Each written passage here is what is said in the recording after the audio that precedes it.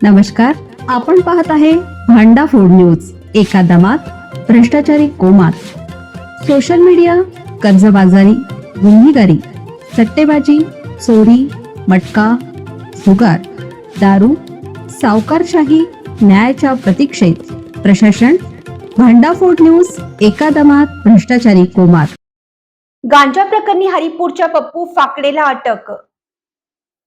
ओडिसातून मागवलेल्या 42 लाखाच्या गांजा प्रकरणी संशयित विजय उर्फ पप्पू बजरंग फाकडे, हरिपूर, तालुका मिरज याला पोलिसांनी अटक केली.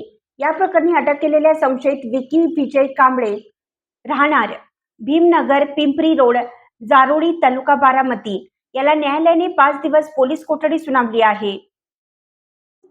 हरिपूर, तालुका मिरज येथील संशयित पप्पू फाकडे याला गांजा विक्री करण्यासाठी आलेल्या आंतरराज्य तस्कर विकी कांबळे याच्या सांगली स्थानिक गुन्हे अन्वेषण शाखा आणि कुपवाड पोलिसांनी पाठलाग करून मुसक्या आवळल्या.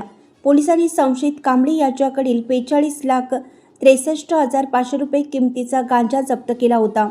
पोलिसांनी शुक्रवारी हरिपूर येथील संशयित पप्पू फाकडे याला गांजा प्रकरणी अटक केली.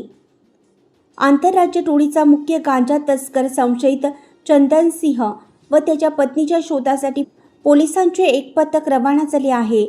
ओडिसामधील मुख्य तस्कर चौकी याचे मोठे नेटवर्क कार्यरत आहे.